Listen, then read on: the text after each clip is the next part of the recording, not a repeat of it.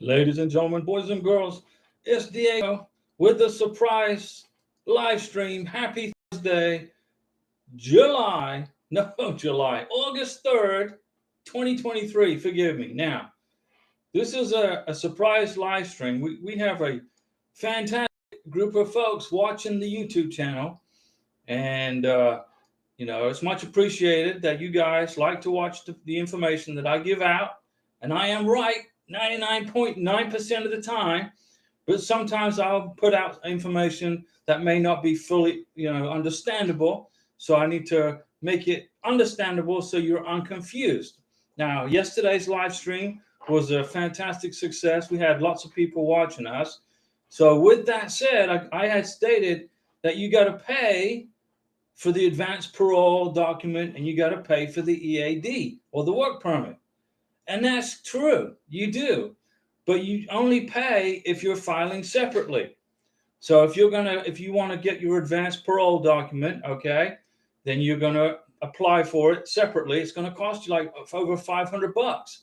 And if you're gonna apply for a work permit separately, it's gonna cost you over $400. But if you apply for the advanced parole and your work permit, if you decide to go that route, I'm not going to do that. To me, it's a waste of time. But if you decide you're going to do that, if you combine it in your adjustment of status, okay? So if you apply for a work permit, EAD card, and an advanced parole document, because even though you just got to the United States, you can't wait to leave again to go visit grandma, which is fine, okay? But there's no cost.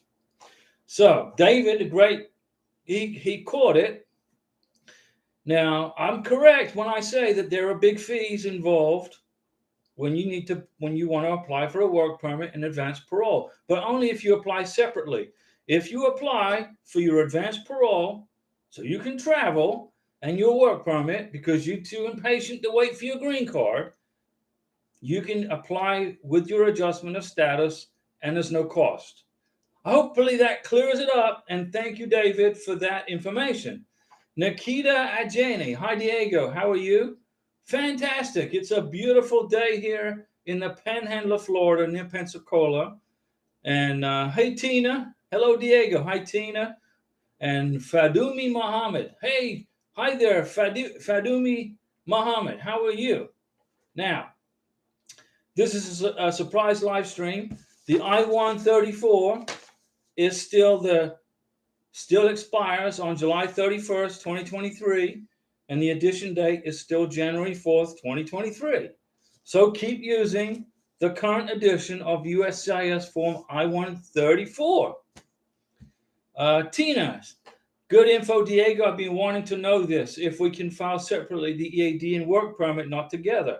Yeah, Tina, you can. Yesterday on the live stream, I said, if you apply for the EAD document or if you apply for the advanced parole, it's going to be very expensive. It's $511, I think, around there for the advanced parole, and then $400 and something for the work permit, or the other way around. Okay, somewhere like that. But it's close to $1,000 if you apply separately. But if you apply for the work permit and the advanced parole with your adjustment of status forms, your I-865, your affidavit of support, I-864, your medical exam, your vaccinations, and all that. If you apply together in one packet, there's no cost for the advanced parole or the EAD. And I didn't mention that. I failed to mention that in yesterday's live stream. So now I've mentioned it. So that way there's no confusion, okay? Remember, I've been through this K-1 visa process twice and the spousal visa. I've done it. I know the process very well, extremely well, okay? And I'm not going to steer you down the wrong path. And looks like somebody's sending me a text message here. It's my medical. They're telling me the optometry clinic has moved. Oh, well, thank you very much for telling me. So I'm keeping you guys in the loop, okay, for advanced parole and work permits. Now, here's my advice to you guys, okay? If you want a work permit and you want an advanced parole document so you can work and travel before you get your green card or your Social Security card, You can apply for it for free in the adjustment of status paperwork. But the thing is this, I don't see the point. Because as soon as you get your EAD work permit and your advanced parole document, a month later, you're going to have your green card. So why fill out all the extra paperwork? But if you want to do it, knock yourself out. I'm not going to do it. Karina's not interested in extra paperwork. We went through enough paperwork getting to this point. And our NOA 1 letter, for those folks that don't know, is April 18th, 2022. And our NOA 2 letter is dated May 30th, 2023. And basically, we are just waiting for our welcome letter from the National Visa Center, which will probably be this month, at the end of this month, or the first week of September. Melis Ghana. If I'm having a problem with my phone, I can't hear anything you are saying. Well, let's see. Everything seems to be working. You guys, can you hear me? Let me know if you can. If you can't hear me, let me know, because we can fix it. I just turned on my speakers. I don't know if that's going to help. Let's see. Melis Ghana is okay now. Okay. Renee Riggs. Hey, Renee. My NOA 1 and 2 are just like 2 days behind yours. Okay, great. And I'm waiting for the welcome letter. Very good. My fiance's country is Zambia. Oh, beautiful Zambia. Wow. Any knowledge of times for the embassy? Well, immigration, the embassies are processing visas pretty good. There's a few embassies that are slow, okay? But it's like 8 weeks is about the average, 8 to 12 weeks, somewhere like that for the embassies I'm seeing, okay? Zambia, but we got issues with the U.S. Embassy in Niger for the French. Niger is closed. The whole country closed. They had this big military coup. They didn't like the president, so they put him in presidential palace jail. So our embassy's not processing visas there. Sudan, Russia. Our friends in Russia are suffering because our embassy closed, and our embassy closed in Russia because the Russian government decided to invade Ukraine. I mean, who does that, right? Who does that? And then we got issues with Venezuela. In Venezuela, Maduro, the dictator of Venezuela, we closed our embassy there. So if you are Venezuelan, we love you guys in Venezuela, but if you want to come to the U.S. on a K-1, you're going to have to process through the embassy in Bogota, Colombia, okay, or Brazil, or Argentina, Uruguay, Chile, Panama, Central America, something like that. But we're going to get you your visa. Tina, I went to the USCIS and looked for the I-134 affidavit of support. It's not called affidavit of support, Tina. It's called declaration of financial support. It remains the same expiration. Can I still use it? Yeah, you can use it, Tina. No, it's no problem. If I repeat myself, I got no problem with repeating myself. What's important is you get the information up here in your head. You can use this form right here, I-134, as it currently stands, because USCIS haven't updated it, so you can use it. Renee Riggs, yes, we can hear you. Priyanka Srinivas, what are the embassy timings for Stockholm, Sweden? Well, I am going to make a video about Stockholm, Sweden tomorrow, and I'm going to publish it tomorrow. Okay, and I got all the information from the embassy and from the beneficiary and from the sponsor, and they asked me to make a video, so I'm going to make a video. And if you guys, when you get through this process, when you get done with it, you get your embassy interview and all that, let me know. If you want me to make a video about you specifically, I'll do it. It'll be a pleasure to give you, a YouTube video all about you and your process. So I got information here for Sweden, and I'll process it tomorrow. Priyanka, okay? Beautiful country, Sweden. It's a beautiful country. And tomorrow we'll talk about Sweden. Priyanka, hello, Diego. Thank you for your support. We got our NOA 2 letter June 6th. Okay, 2023. When can we expect the welcome letter? I would say middle of September. end of September, first week of October, right around in there, okay? And let's see here. Ayandra Viana. Hello. Hey, hello there. How are you? Ayandra. Priyanka, thank you for your support. Not a problem. Tomorrow, guys, I'll publish a video all about the embassy in Sweden. Jacob Myers, good afternoon, Diego. Hey, Jacob, sending off a lot of documents to my senator. Keep the senators appraised as to the issues that you guys are experiencing at the National Visa Center. USCIS seem to be doing great now. They're on top of it. They're on the ball. They're getting visas knocked out. In fact, there's about 220 or 230 K1 visas left to adjudicate for May 2022 filers. So May should be about done by the next 2 weeks. Okay? So I haven't heard from Binny Yao for a long time. I know his beneficiary lives in the Ivory Coast, and he went to the Ivory Coast for a vacation. So I hope Binny Yao is doing okay, and we hope that Karina and I hope that you got your NOA2 letter. You should have got it by now, Binny Yao, if you're watching. Jacob, no problem with USCIS. It's all at the MVC. You're right. Yeah, MVC right now are treading water, and they're struggling a little bit because they're getting overwhelmed with K1 visas from the service center in California, primarily California and Texas. So, we got to pray for the MVC. But they have started shipping documents. If you are watching us from Colombia, they are shipping documents from the MVC to Colombia for the embassy in Bogota. I mean, Karina and I, we got an apartment 20 minutes away from the U.S. Embassy in Bogota. We only have to jump on 2 buses. Karina corrected me. There's 2 buses we got to ride on to go to the embassy.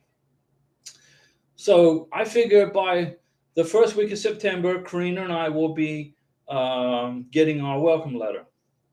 Jacob, the answer is always, here's your case number, but they won't respond to why it's not attached to a welcome letter. Yeah, you need a welcome letter, being they already processed it. I understand your case, right?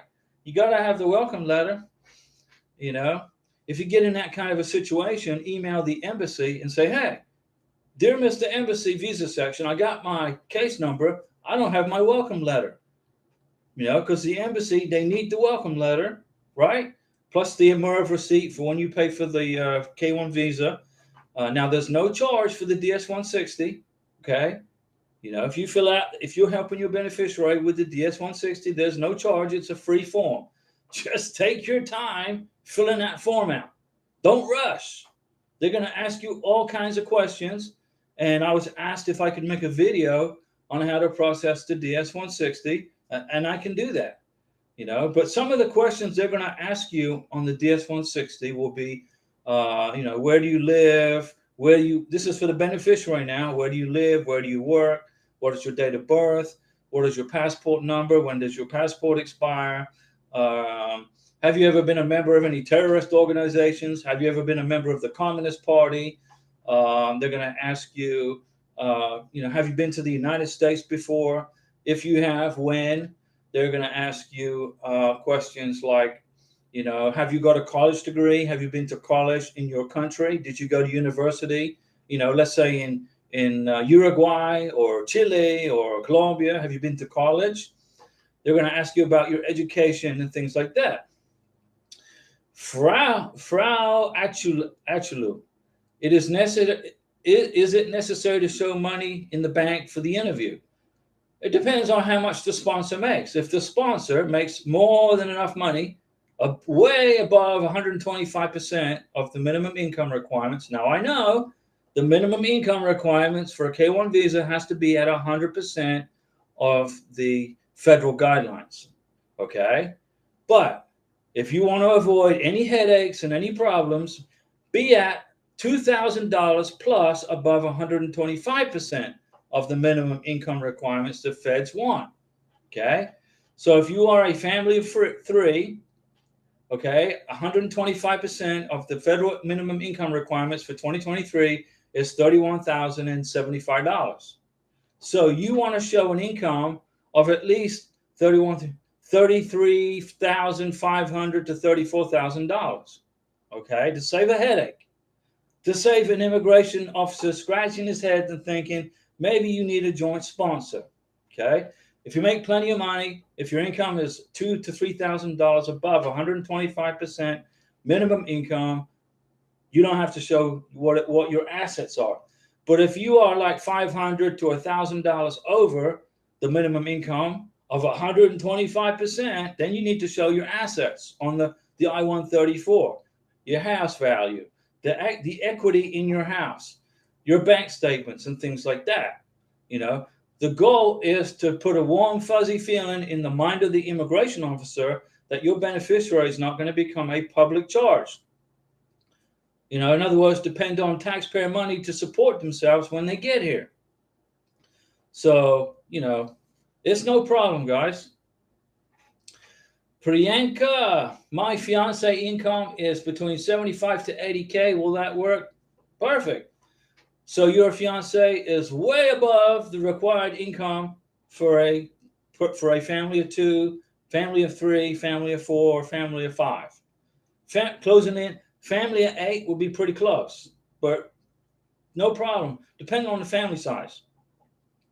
And Wandering Terrier says, evening all. Wandering Terrier from the United Kingdom. Frau, thank you. Okay, Frau, where do you live? Which country? Or which state? Are you the sponsor? Are you the beneficiary?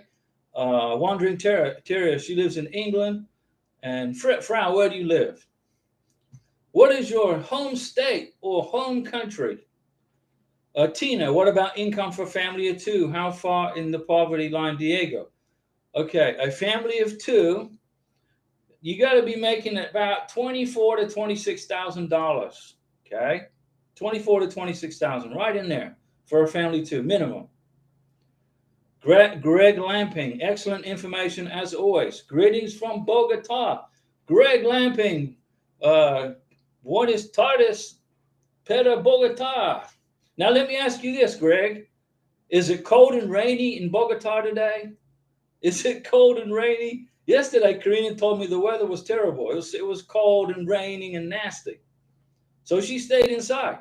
She didn't go anywhere. Well, she got her vaccinations, I believe. Or was that the day before? But when I go back to Bogota, my only complaint will be the weather. I feel like I'm in London. The weather there's cold and rainy too. Priyanka, thank you, Diego. I am from India, but I work in Sweden. Whoa, look at you. Now, don't forget, you're going to need to get a police certificate from India and a police certificate from Sweden. Okay, Priyanka? Greg from Bogota, sunny for a change, but a bit cold. Yeah, it's always cold. Karina wakes up in the morning. She's on the phone with me. She's cold because they don't make heaters in, they don't have air conditioners and they don't have heaters in Bogota because the climate is, 60, 70 degrees all year round. They don't have a winter, summer, spring. They don't have a spring, summer, winter, or fall in Bogota. They have one climate and one season, rainy or sunny. Tuan Benson, hello from cloudy Miami. Mucho nube in Miami. Lo siento, Tuan. Wandering Terrier, a storm is expected here where I am. I'm sorry to hear that. Hunker down, Wandering Terrier. Protect your animals. Bring your dogs in. Jacob, LOL, I'm such a complete opposite. Going to the Philippines is miserable for me, too dang hot. Even when they think it's cold, it's hot. Well, Jacob Myers, I've never been to the Philippines, but I think my dad has been there. But I got friends who live in the Philippines. My friend lives in Dumaguete, and he loves it. He rented a house right on the water, overlooking the ocean, and he wakes up in the morning, walks down some steps, and jumps in the ocean. In the Philippines, Dumaguete, you can't beat it. But I can understand. Here in Florida, right now, it's 94 degrees. It's hot, okay? Karina is used to living in cold weather for the last 5 years in Bogota, okay? But when she lived in Caracas, Venezuela, she was used to the hot weather. So to the beneficiaries out there, guys, if you live in the Philippines, India, South America, Central America, Australia, England, wherever you live, Europe, Germany, Switzerland, Sweden, whatever country you live in, the weather is going to be different here in the United States. If you're British and you're going to move to Texas, let's say, you got to be ready for the change in the climate. Greg Lamping, will I receive a welcome letter in the United States? Yes. Or will it just come to my fiance in Bogota? No, the welcome letter goes to the sponsor, not to the beneficiary. I get the welcome letter. Karina doesn't. You get the welcome letter in the United States. It's going to be an email too. So if you happen to be in Colombia, you'll get an email. Gmail is global. Now, if you have a Hotmail account, it's next to impossible to get an email in Colombia if you have a Hotmail account. But Gmail is global, so you're good. If you got a Gmail account, you'll be good. Tina, Dumaguete is beautiful, Diego. My parents are from there. Yeah, Dumaguete is beautiful. My friend he rented a big house in Dumaguete right on the beach. He's married to a Filipino, okay? He didn't want to go through this immigration nightmare. He didn't want to do it. And I don't think his wife wants to live in the United States. Now, she wants to come here on vacation, but trying to get a B2 visa for a Filipino is like next to impossible. It's crazy. So he's been in the Philippines for five years, happy as a clam. So he's not going to go through the K1 now. He's married now, so he's not going to do the spousal visa either. He's just going to live in the Philippines. Jacob Myers, too hot. I need 60 degrees. 60 degrees is Bogota weather. You would like Bogota.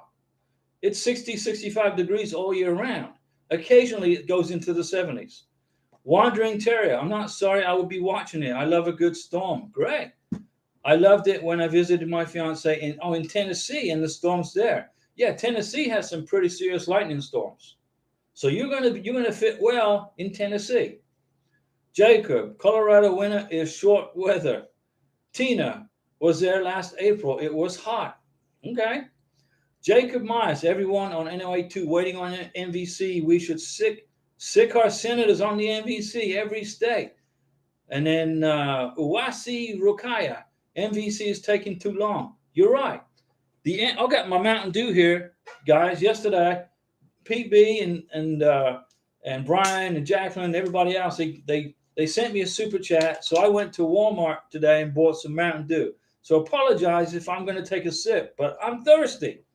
I wasn't expecting to do a surprise live stream, but I had to clear up the issues on the work permit and on the advanced parole. And I'm going to go over it again here.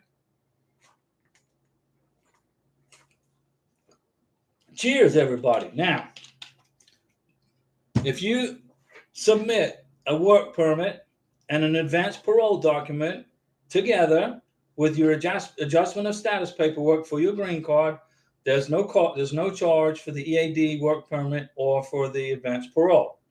If you submit them separately, which is what I was talking about yesterday, if you submit them separately, you're going to have to pay almost $1,000. So, I want to clear that up. Like I said, I'm 99.9% of the time right. Sometimes, I appreciate it when a YouTube viewer catches something that may be confusing or needs to be unconfused. So that's what I did. Priyanka, thank you for surprise live stream. Very helpful. Yeah, I don't mind doing the live stream, guys. Greg, we are a month behind you in the process. NOA2 was June 23rd. When do you imagine we will be able to pack our bags in Bogota and return to the U.S.?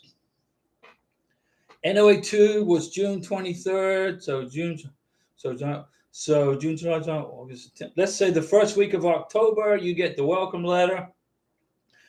2 to 3 weeks to ship it to Bogota. Let's say the end of October. 6 to 8 weeks to schedule the interview. I would say by December. Greg Lamping, middle December.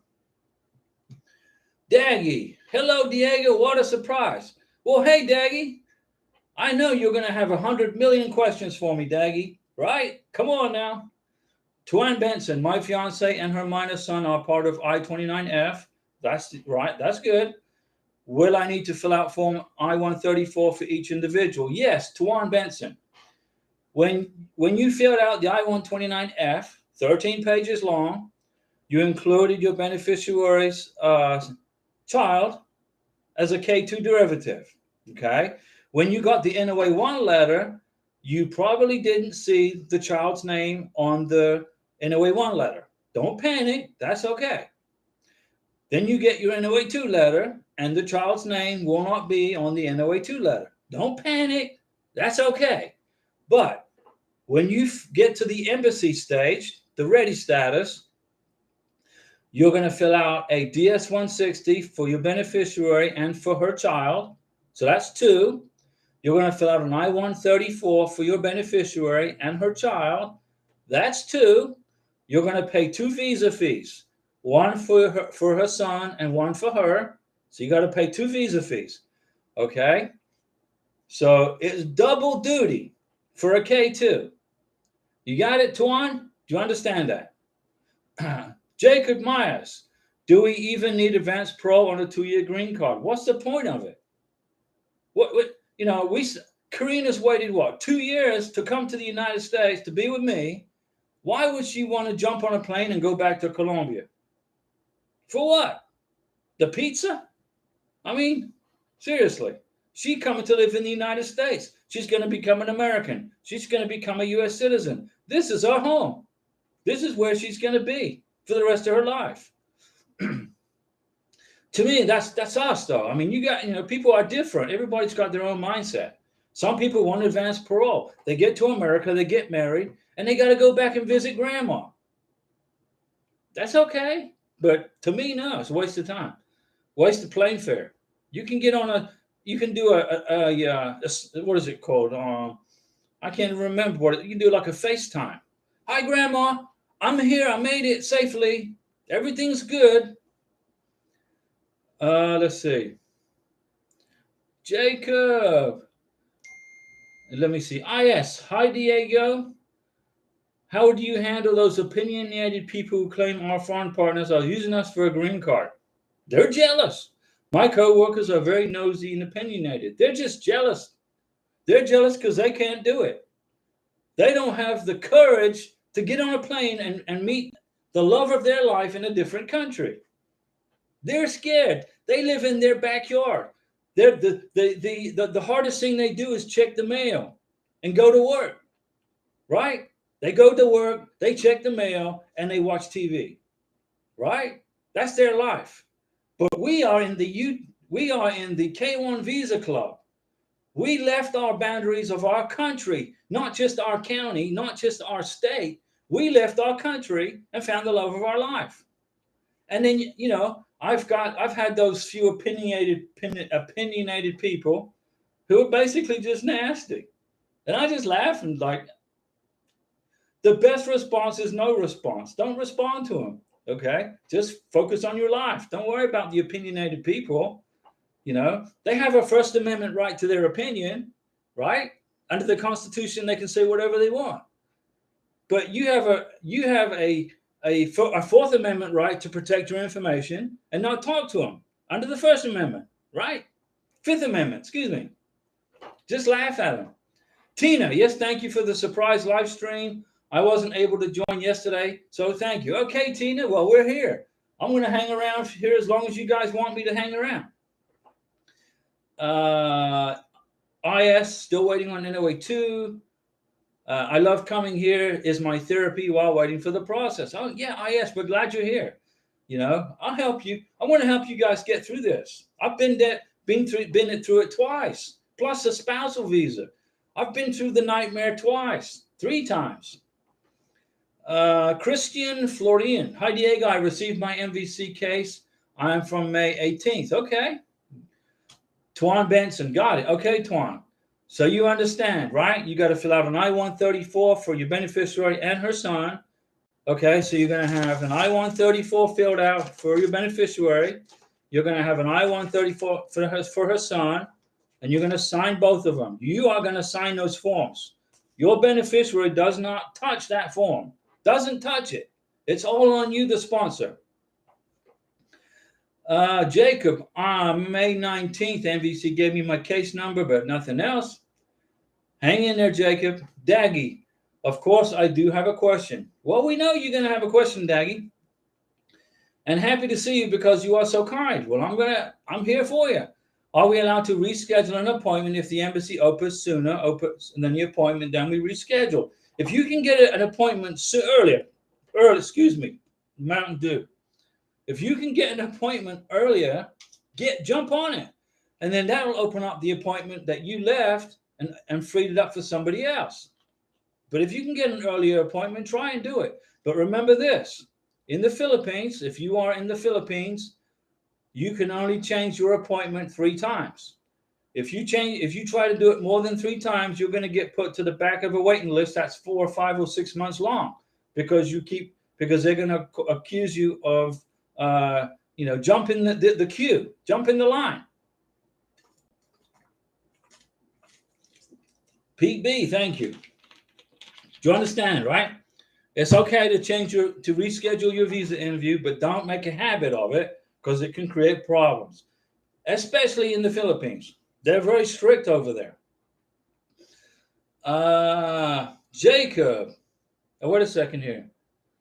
Renee Riggs, it's good to have it in a case of a death in the family. Yeah, if you have a death in the family and if the green card's taking too long, yeah, it's a good idea to have advanced parole if there's a death in the family. That's a good point.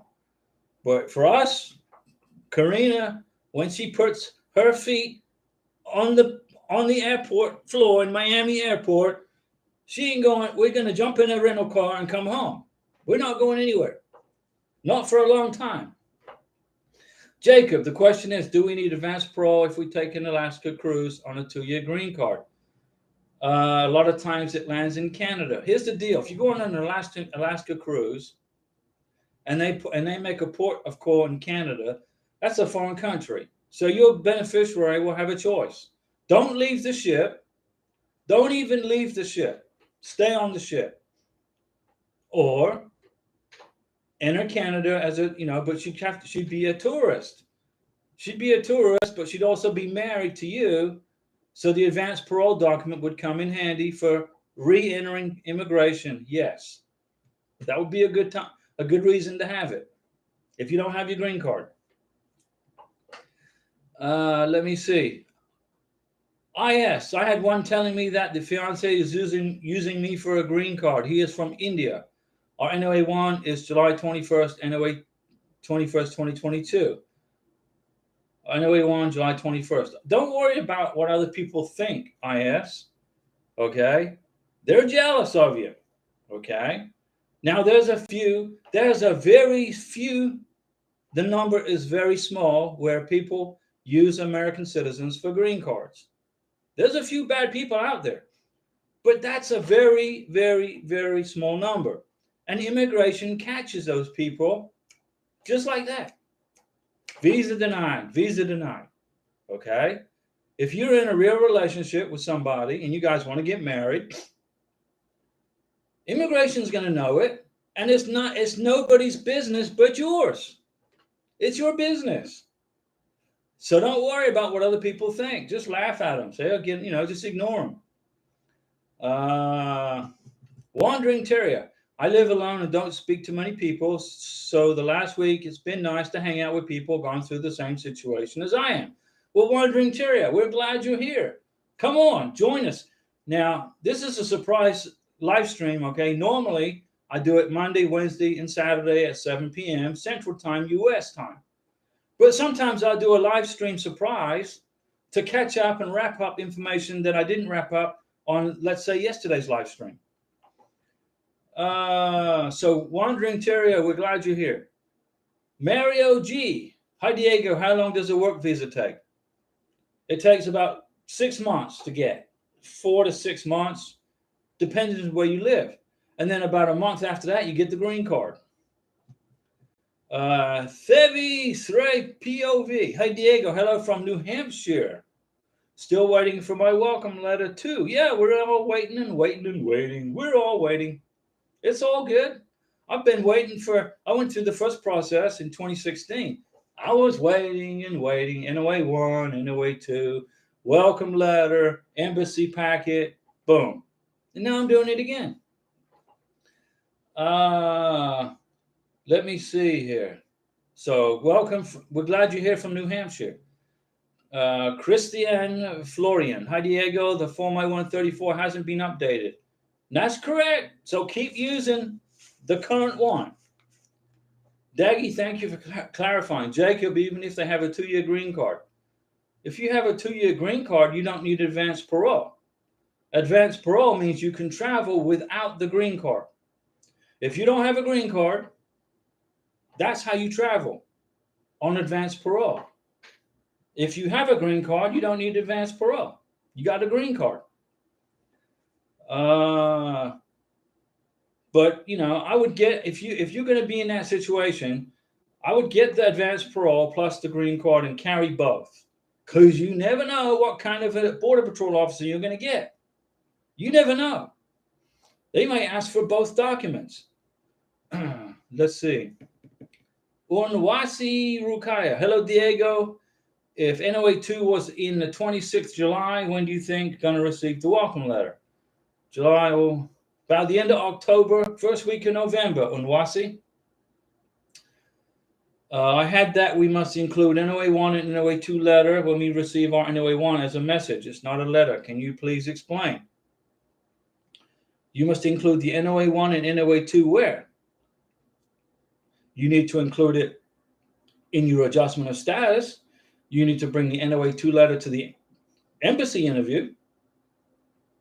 The embassy officer is going to ask probably for the NOA 2 letter. Not so much the NOA 1 letter, but the NOA 2 letter, yeah. Bring it to the embassy interview. Include it in the adjustment of status paperwork. You got it. That's a must include. You must include your NOA 2 letter in the AOS, in the adjustment of status for green card. Tuan Benson, 31,075 income requirement to sponsor a family of 3, and I make much more than that, so I don't need to add additional assets. No. $31,075 is the 125% federal minimum income requirement for a green card. If you make $2,000 or more above that, you're good. If you make $1,000 above that, include your assets. So let's suppose you make $32,075. Include your assets. Get a joint sponsor. If you make $2,500 above the minimum, you don't need to include your assets. It's not necessary. Greg Lamping, how long does it take to get a green card after change of status? 6 to 8 months. Depends on where you live. If you live in Nevada, it's taking about 12 to 13 months. If you live up in like northern Minnesota, that part of the country, it's taking 6 to 8 months, somewhere like that. Let's see. Priyanki, can you make a detailed video about the process after the welcome letter, which includes documents? You're talking about adjustment of status. Yeah, I've made 2 videos on how to process adjustment of status paperwork. But I can make another one. I can make a new one. I can make a much more in-depth, newer version of it. Jacob Myers, just to clarify, because it always sounds like you say to get both. Yeah, I always say get both. It's better to have both and only need one, right? Than to have one and then all of a sudden the immigration officer wants both. Just like tax transcripts, tax returns. You only need the last year, 2022. But I recommend you get 2020, 2021, and 2022, plus the tax transcripts, plus the 1040s, the W-2s, and 1099s. So that way, if you get a immigration officer who's new on the job, okay, and doesn't know any better and says, I need 3 years worth of tax returns, you got him. But 90% of the time, they're only going to ask for the last tax return, the last W-2. But always be over-prepared. John Labatt, hello, Diego, and everyone. I'm learning much with all the information, suggestions, and knowledge. The same from coworkers. Yeah, I told her put a copy of our NOA 2 on her desk. September 12th is our NOA 1. Twan Benson, as always, thank you for sharing your knowledge with all of us. No problem.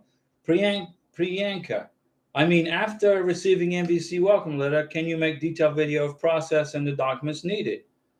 Oh, to bring to the embassy? I did already. I made a video on the documents to bring to the U.S. Embassy. I made it already. It's in there. Just got to page down, see if you can find it.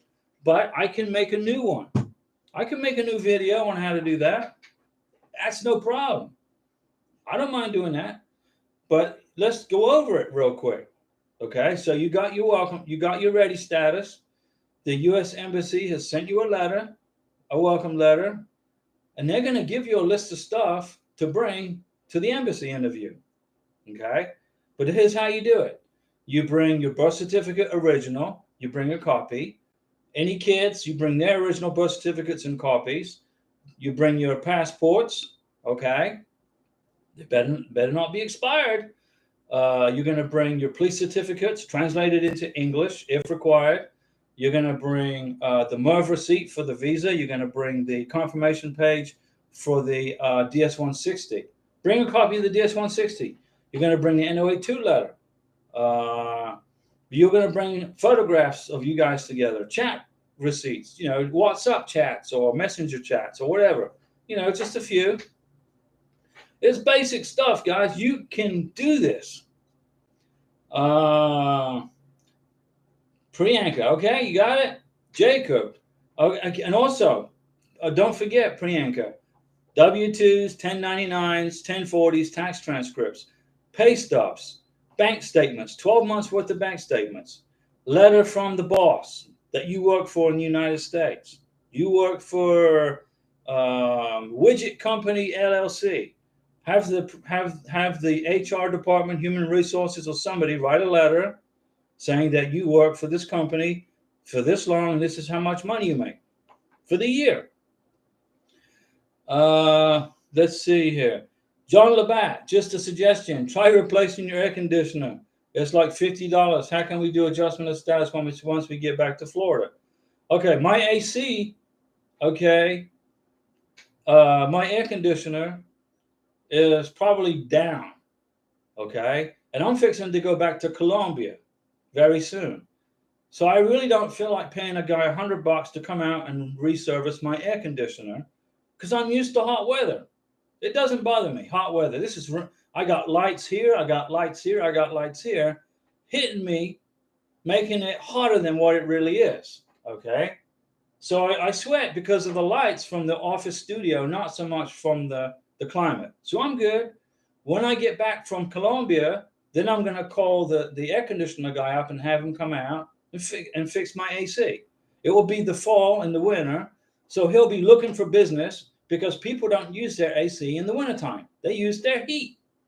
So I'll call the AC guy in the wintertime if I have an issue with my AC, and I call the heating guy in the summertime if I have a problem with the heat. It's basic economics right there. Supply and demand. So yeah, no problem, John. But thanks for the suggestion. Let's see. I don't want to miss anybody.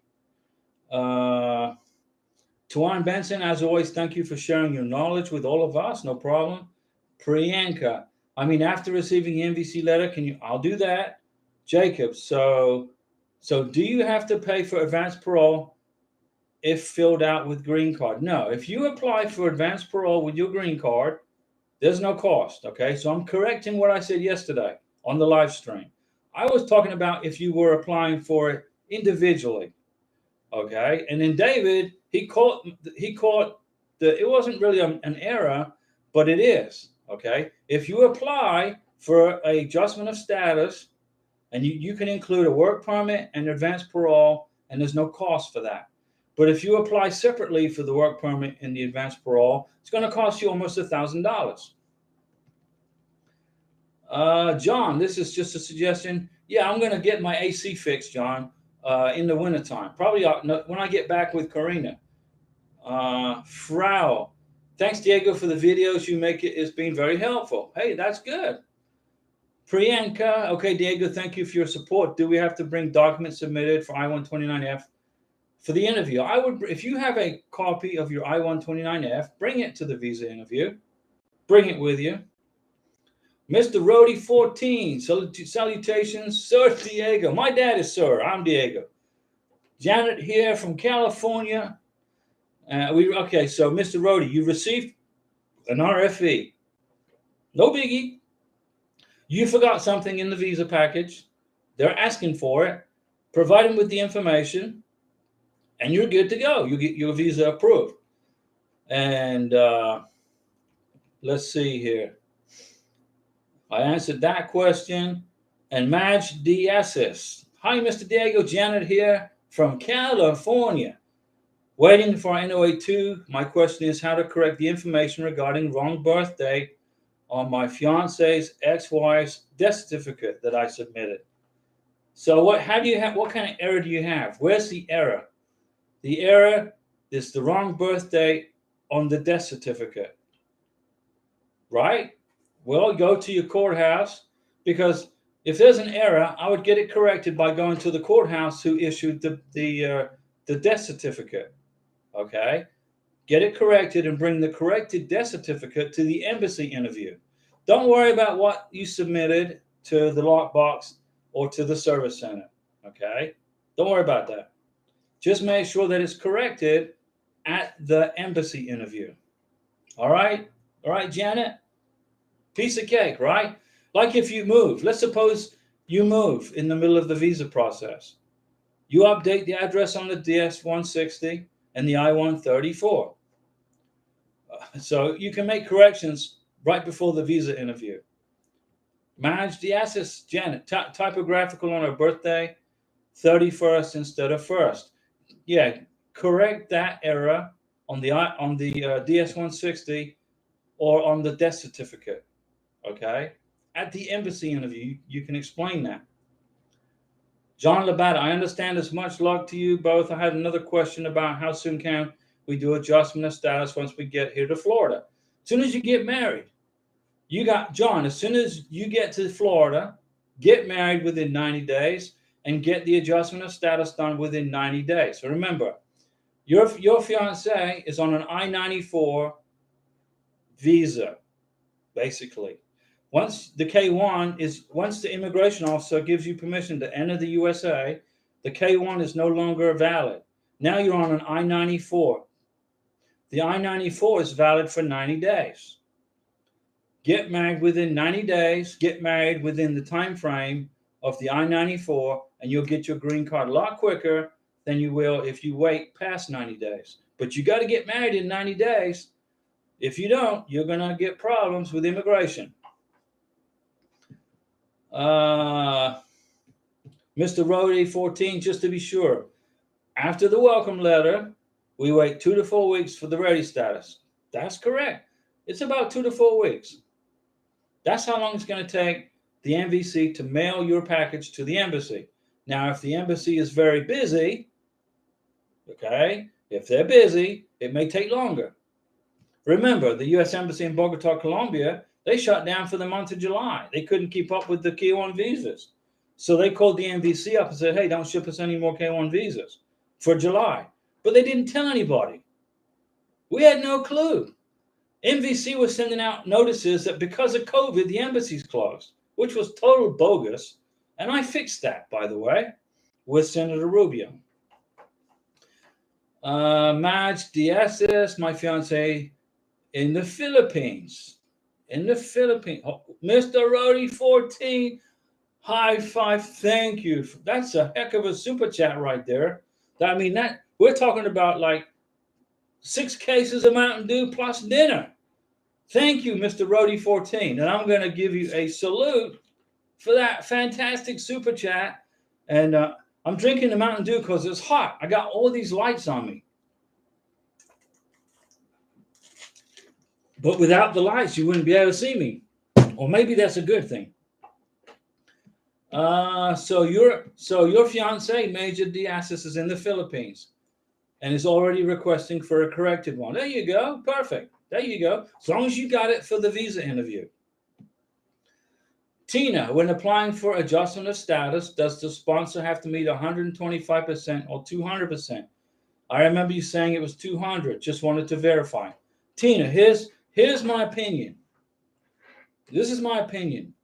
If you are at 125%, right on the nail, right down the line, okay, get a joint sponsor. Okay. Rule of thumb right now is immigration are getting pretty finicky. I'm seeing lots of people getting RFEs on adjustment of status. They meet the income requirement. They're good. They're 125% as per USCIS rules. But the immigration officers adjusting for the green card, they want to see more income. So my advice to you, if you are at 125%, even though you qualify, get a joint sponsor. Let immigration make the decision whether they need the joint sponsor or not. They'll look at it and go, well, you make 125%, you're good. We don't need the joint sponsor. They'll send back, they'll approve the green card and they'll send back the joint sponsor paperwork. But you might get an immigration officer who's a real stick in the mud that wants to see more income. But I just saved you from getting an RFE by getting a joint sponsor. Rule of thumb is this. If you make 125% of the income requirements, add $2,000 to that. If you make more than $2,000 above the minimum income, you're good. As of now, Priyanka, we are planning on a simple wedding. Yep. So is Karina and I. In a court, does it going to have any problem? No. Courthouse, immigration don't care where you get married. They just want to see a marriage certificate.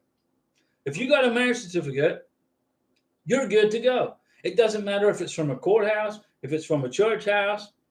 It's just got to be a legal document saying you guys got married. And the immigration's going to look at the date when you got married. They're going to look at the date on your K-1 visa. And you remember, when you adjust your status to K-1 visa, to a green card, you have to make a copy of your K-1 visa, right?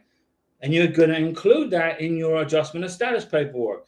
The immigration officer is going to look at the date on the K-1 visa, and they're going to look at the stamp when you entered the United States, and they're going to subtract that day from the day you got married. If it's less than 90 days, you're good to go. If it's past 90 days, your beneficiary is going to get problems, could get a letter of deportation. There's going to be legal issues. So you got to make sure you get married within 90 days. Doesn't matter if it's in the church, in the courthouse, on the beach, with a wedding officiant. Doesn't matter. They're looking at the marriage certificate.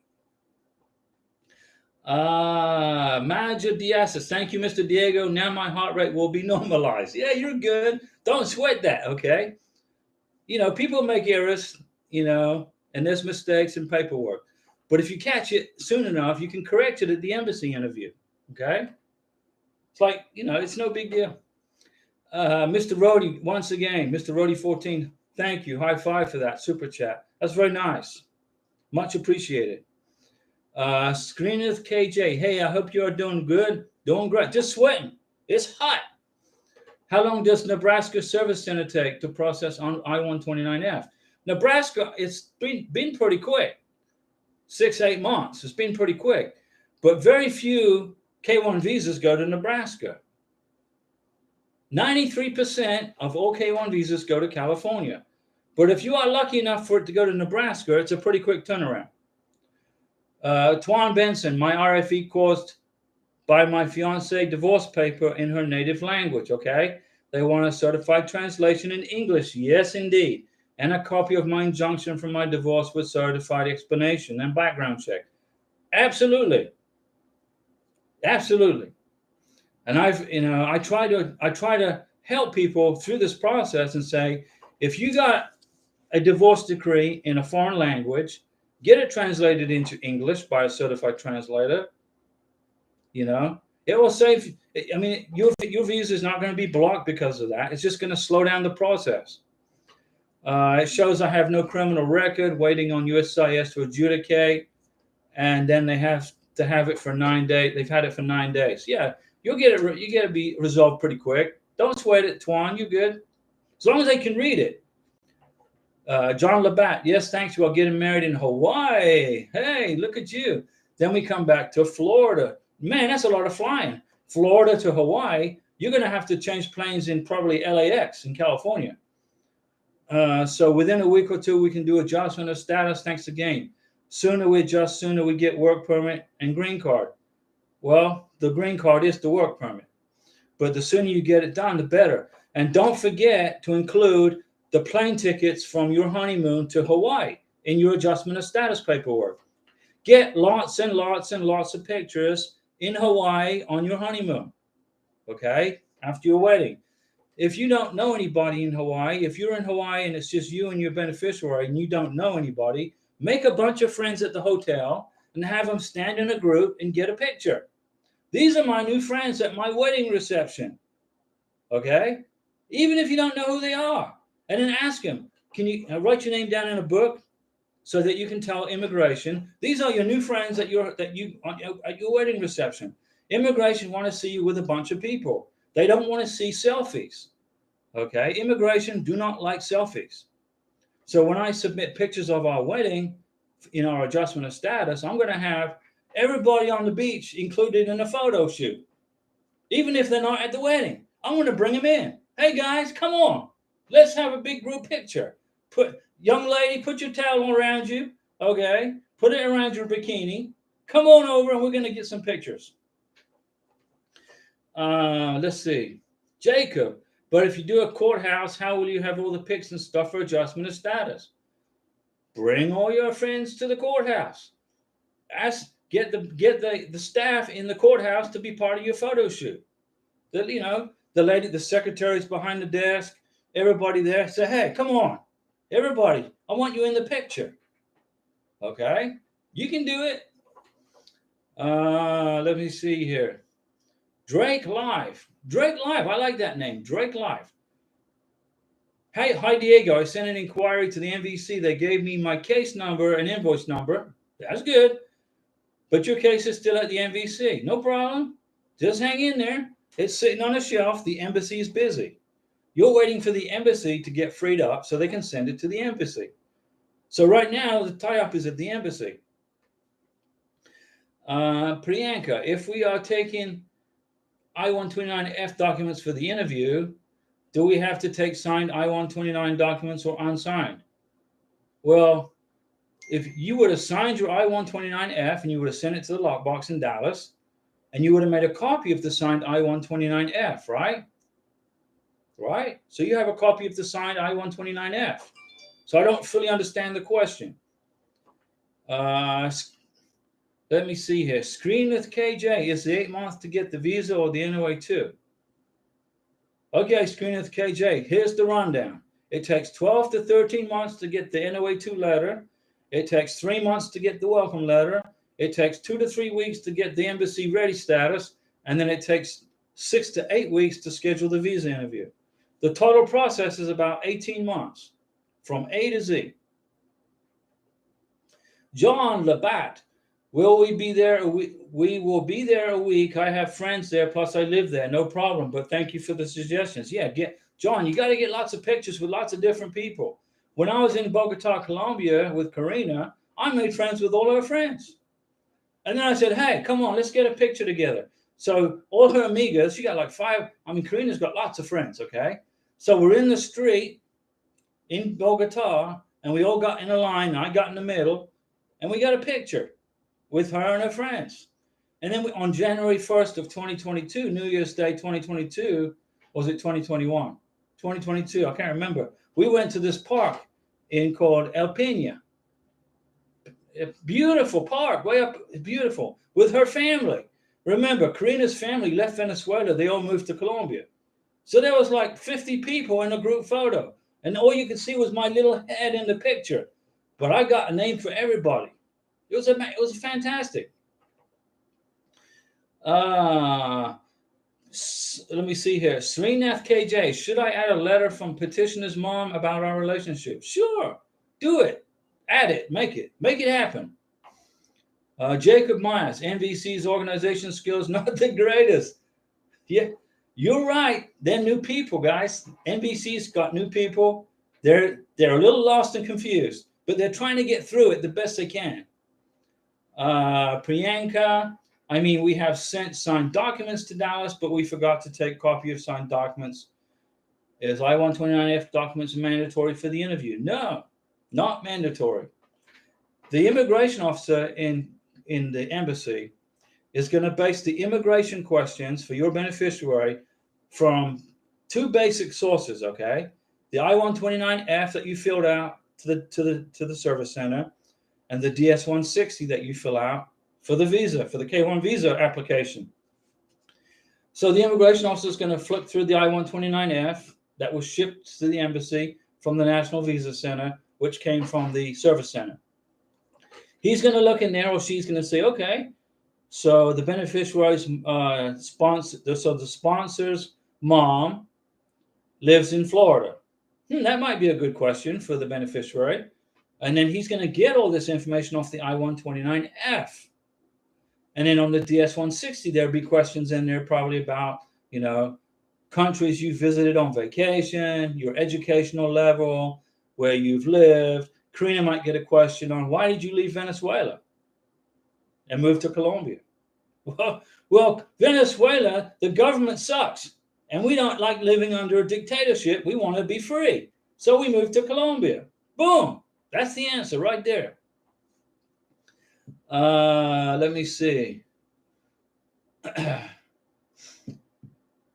Priyanka. Gotcha, Priyanka. You got it? Thank you, Diego. My heart dropped for a second. No, Priyanka, you're good. Relax. You're good. Srinath KJ. So even Nebraska takes 18 months. I've seen Nebraska take 4 to 6 months. But the thing is this. I only focus on California, because 93% of all K-1 visas go to California. I don't worry about Texas or Nebraska. I don't pay attention to those service centers. Tina, so the U.S. Embassy has their own copy of the I-129F. Yes, they will get, when you fill out the I-129F and you date it and sign it, right? You mail it with your K-1 visa package to the Dallas lockbox. They send it to the service center. The service center will process it, scan it, and send it to the MVC. The MVC will get it and check it for any errors. Then they will scan it, or then they will have it on their hard drive. Plus, they're going to make a copy of it and send it to the embassy. So the embassy officer will be, 2 or 3 hours before your visa interview at the embassy. The immigration officer has already read through your I-129F. They've already read through your DS-160. They've already studied you. They know all about you. When you walk up to the embassy window to do your immigration interview, if you see the immigration officer doing this on the keyboard in a computer, do you know what they're doing? They're looking at your DS-160. They're looking for questions for you. So here's their computer. Here's the DS-160 on their screen. And on the DS-160, it says that you completed 4 years of college at the University of Venezuela. Okay? Immigration officer may ask you, hey, what college did you go to in Venezuela? Well, I went to the University of whatever. They're matching up your answers to the questions on the DS-160 to the questions they're asking you to see if there's any disparity, if there's any differences. Okay? Remember, immigration, they're trying to look for immigration fraud and a fraudulent relationship. They catch it very easily from questions. Trust me. Excuse me, guys. So yes, Tina, the embassy will have a copy of the I-129F.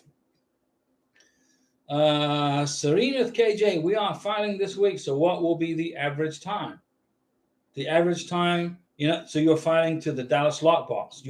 You're fixing to send your K-1 visa to the Dallas lockbox. That's what you're telling me, right? You'll get your NOA-1 letter in about a week to 10 days. And then it will take about 11 to 12 months for you to get your NOA-2 letter. And then now we're talking 2024, and I cannot answer the question. Who knows what the MVC is going to be doing in 2024? Who knows? But right now, August 3rd, 2023, the average processing time is 20 months from NOA-1 to visa in the passport. Jacob, couple more weeks, I'll hit my 90 days for the welcome letter from Manila. Next week, I bet you when we do the next live stream, you'll have your welcome letter. Not this week, next week. Serena KJ, thanks a lot, Diego. High five. Abu Keita, hi Diego. Is the sponsor allowed at the interview? Freetown, Sierra Leone. Sierra Leone, I can't remember. I don't know. I can't remember. You could email the embassy and ask them though, and they'll tell you. Send them an email. Hey, or look on their website. Google U.S. Embassy Sierra Leone. I can't remember. I think Sierra Leone is on the west coast of Africa, right? If I remember, it's on the west coast of Africa. So I don't think there's going to be a problem with the sponsor going there. But double check. Tina, I keep forgetting to ask you, Diego. My fiance or beneficiary applied F1 visa 2017, okay, and 2019 Z. He had both interviews and he was denied the visa. Will it affect the upcoming K1 visa? Tina's got nothing to do with it. It's irrelevant. F1 visa, what is that? Student visa? If you get denied a student visa or a tourist visa, it does not have any relevancy to a K1 visa. A K1, and he included it in his DS-160. That's good because they're going to see it in the computer. Okay, so he is going to be good to go. K1 visa is not going to be denied because of a denied F1 visa, or a B2 visa even. It's student visa. Yeah, that's what I figured. Yeah, so no, he didn't get a student visa. Okay, no big deal. But he'll get his K1 visa if you qualify. If you qualify, Tina, for the benefit, okay, you make the income, you met each other in person within 2 years, you submitted a ton of evidence that you guys were together, you got evidence that you're in a relationship, you got all this evidence that's going to overwhelm the immigration officer. The F1 visa has got absolutely nothing to do with the K1, and you will be perfectly fine. Rede Afrug, please, while waiting for NOA2, what should I do or get for the next step? Well, you could get the paperwork together, like the police certificates. You could, keep checking for the current edition of the I-134 financial declaration of financial support. You can get the police certificates translated into English. Remember, police certificates are good for 2 years, as per the State Department. Okay, they're good for 2 years. You could get the letter of his intent to get married written. You, Mr. Sponsor, and your beneficiary both have to write brand new letters of intent to get married. 2 brand new ones. Okay. Get those ready. Start getting that stuff ready. Let me see here. Screen KJ. What are the major personal and what? Let me see. You need to go ahead and complete that sentence, Screen F, because I can't answer the question right now. What are the major personal and what? Come on now. Finish it. And then when you finish that for that question, I'll help you. Tina, thank you. Not a problem, Tina. Yeah, don't worry about the, tourist visas, student visas. If they got denied, it's got nothing to do with the K1. Okay. Question about the fiance. Jacob Myers. Tina, mine was denied. The student visas, well, everything seems okay. Jacob, yeah, it's no problem. It is not a problem to have a denied tourist visa. K1 visa is adjudicated for the relationship, not for the tourist or student value. Jacob, from the Philippines to the United States.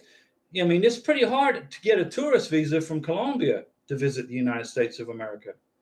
It takes about 600 days to get a tourist visa, if you can get it. I mean, it's crazy. The U.S. government, the United States, is losing so much money in tourist revenue because they're blocking tourist visas.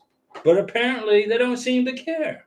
But, Priyanka, will visa be approved on the day of the interview? Yes. Once the interview, within 2 minutes, the immigration officer will say, your visa is approved. Congratulations. Please give me your passport.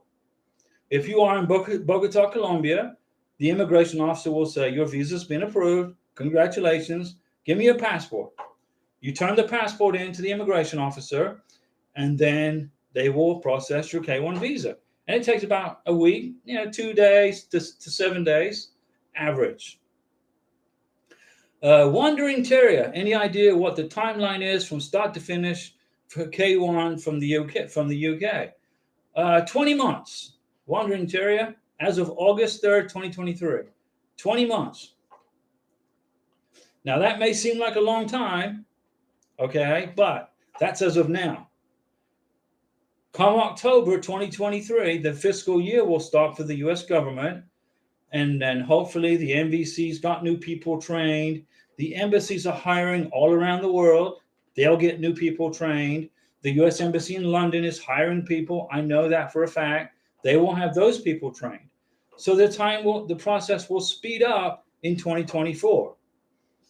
Tina, Jacob, got it. Thank you. All right. Okay, guys, I've been talking for an hour and 10 minutes. I'll keep talking if you want me to keep talking. If you want me to keep going, I'll keep going. But you got to throw some questions at me.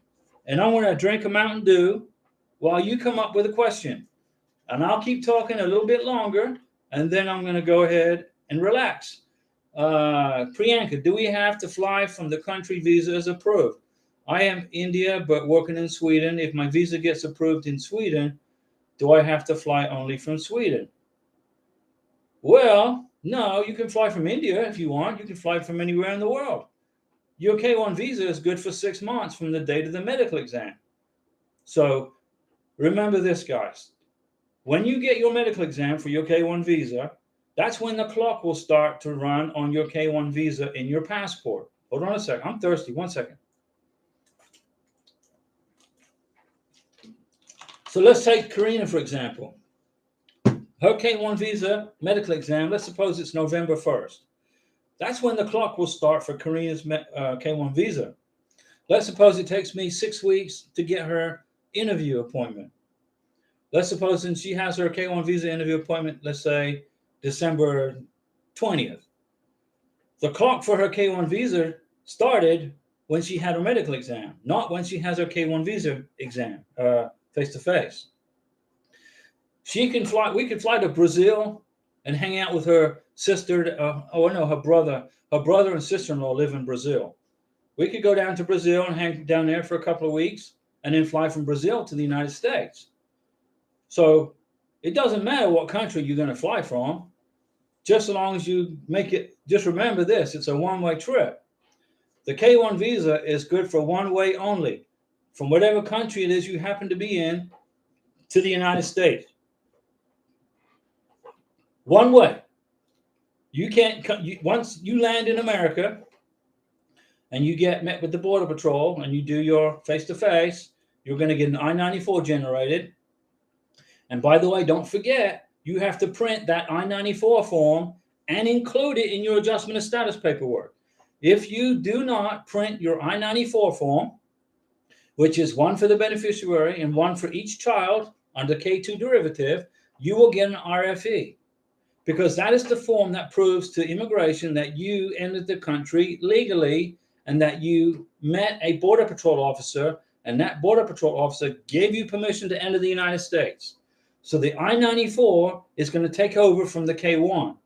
You fly from wherever it is in the world you live in or on vacation, you arrive in America, right? The K1 is void now. You can't use it again. Now you're running off the I-94 form.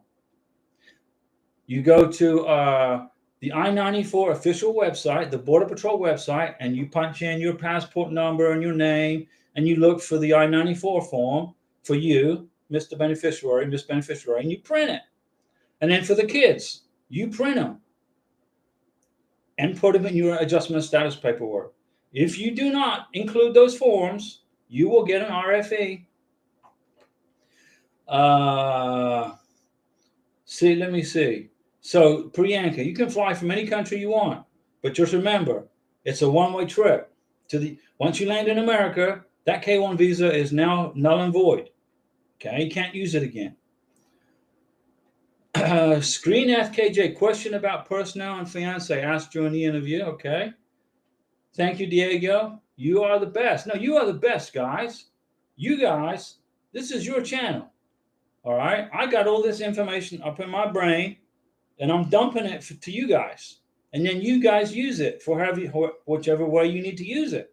So you don't have to pay for an immigration attorney. I'll save you thousands of dollars. Like I said, I corrected that. It was kind of like a confusion there, because if you adjust, once you adjust your status for green card, you can include an advanced parole and a work permit request, and there's no cost. Okay, so I stand corrected on it. Let me see. Rada Afruk, for the documents required after NOA2, do I send them or just upload it? No, when you get your NOA2, you don't upload anything, Rada. Zero. Nothing. The NVC will get your K1 visa package and they will mail it through DHL courier to the embassy. And then when it gets to the embassy will send you a ready status, in transit ready status. You don't upload anything to the National Visa Center unless you are in a spousal visa. If you are in a spousal visa, that is when you have to upload documents to the National Visa Center. If you are in a K1 fiance visa, you don't have to upload a thing. NVC gets the visa and they ship it to the embassy. Twan Benson, your 90 days begins on the first day in the USA. You are absolutely correct. The moment the wheels of the airplane touch the ground at the airport is when the clock starts. John Labatt, Diego, my fiance works. She has to put in 30 days before she can retire.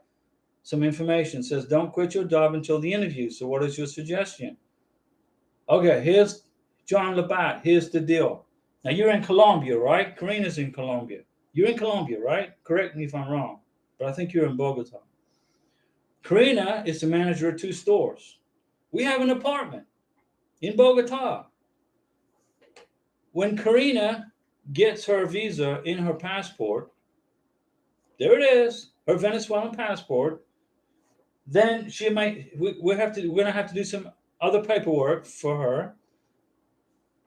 We're gonna leave Colombia.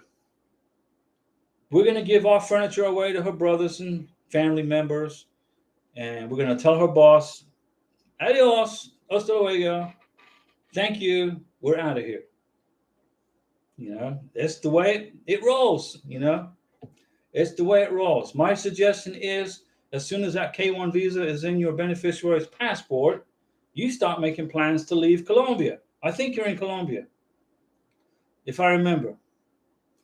I think no, it's Greg. You're in Colombia. That's right. John Labatt, don't worry about it.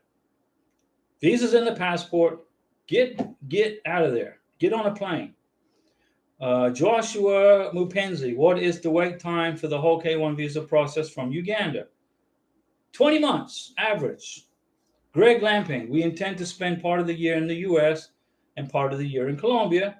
Is that possible once she gets her green card? It's possible, just don't leave the United States longer than 6 months. So, otherwise you're going to get a hard time from immigration at the Border Patrol. When you land at the airport on a green card, the immigration officer is going to have a computer with all the flight departures and arrivals for your new wife, your Colombian wife. Okay?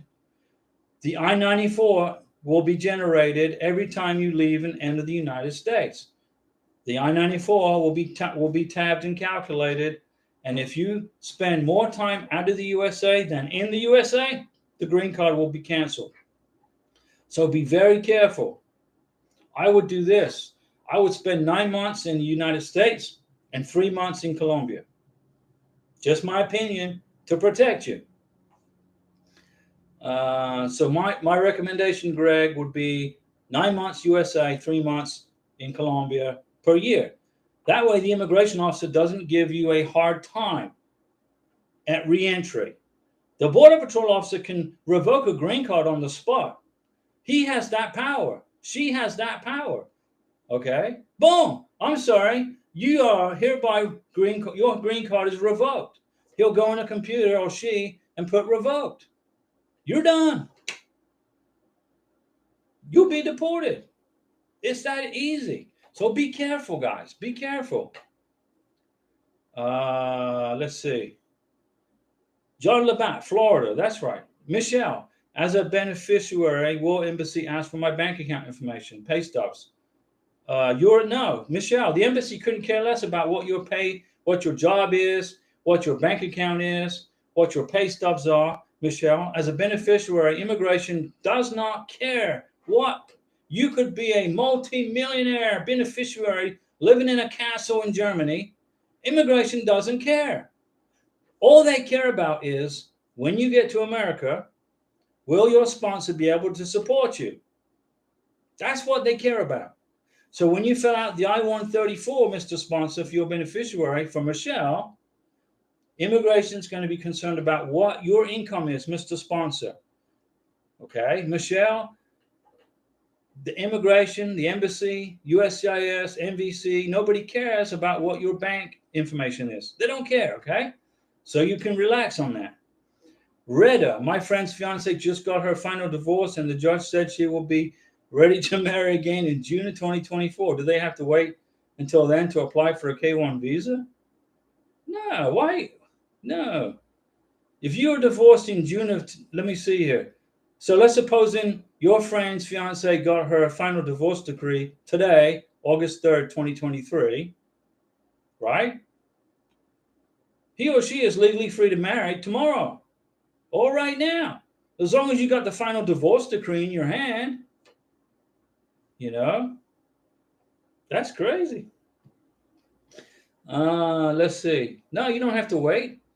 Priyanka, after 2-year visa expired, we have to apply for extension of green card. What is the time? Usually takes to get the green card.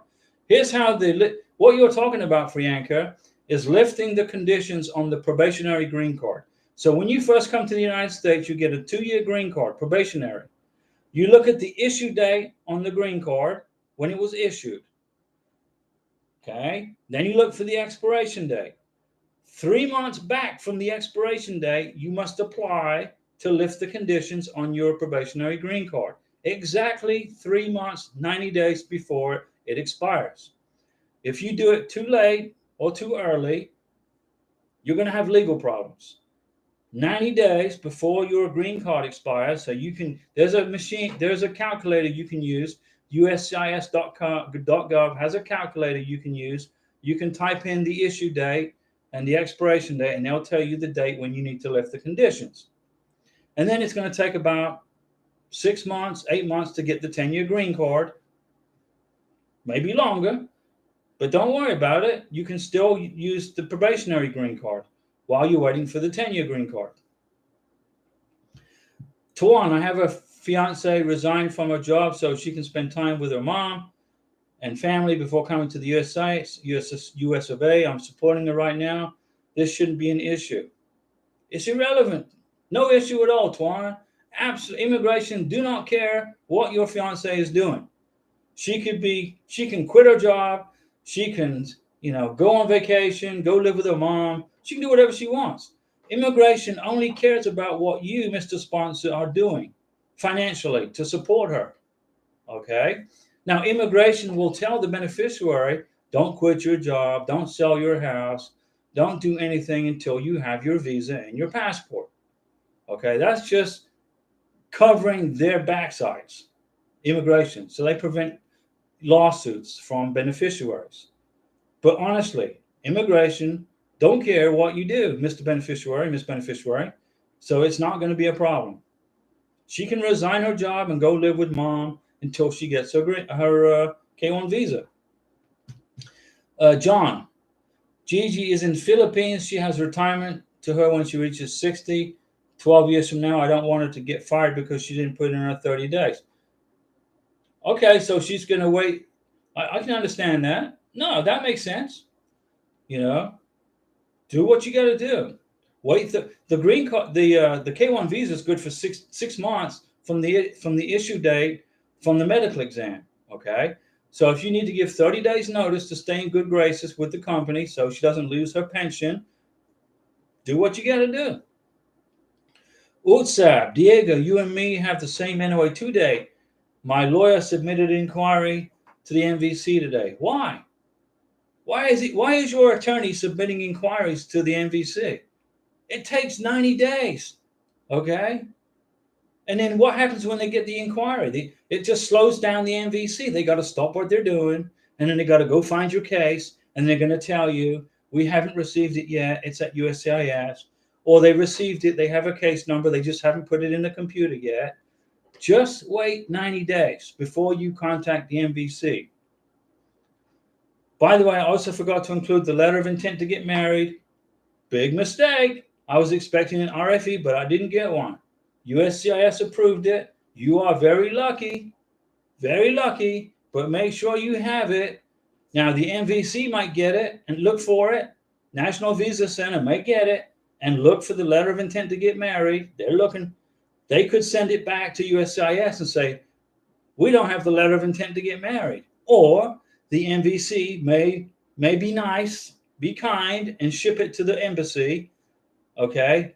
And make sure when you go to the embassy interview, you have your letters of intent to get married. Make sure you have those. Frau, Diego, how long does the entire process take from beginning to end for Ethiopia? 20 months. 20 months is the average. Priyanka, can we travel out of the USA during probationary to your green card? Yeah, sure. Not a problem. Utsab, it can't take 90 days when it says 30 days. Utsab, I have explained this probably a million times. Disregard what's on the back of the NOA2 letter. It means nothing. The NOA2 letter says your visa is going to expire in 4 months, but it's not. The NOA2 letter says that in a couple of weeks, they're going to send your visa package to the NVC. They don't. It takes 90 days. Jacob, why are they allowed to process your case at NVC but not give out welcome letter? I don't know. I have no idea. Okay, guys, I've been talking for 1 hour and 26 minutes. This was a surprise live stream. I answered questions. I corrected information about the work permit and the advanced parole. And today is Thursday. So it's now less time before you get to chat with me again. I will be back on Saturday, right? Wednesday, Thursday. Yes, Saturday, 7 p.m. Central Time. Michael Jackson 60. MJ Jackson, right? Is that from Michael Jackson? Just received our ready status from the NVC as of yesterday. We received our NOA2 letter on May 16th. We first started on April 29th. We are close. You are right. Jewel says, hello, Diego. We just finished submitting the DS-160, scheduled the medical exam on August 10th, sharing the information, need to pay the visa fee. Great job, Jewel. Fantastic. And I will see you guys Saturday at 7 p.m. And thank you for that fantastic super chat. That was fantastic there.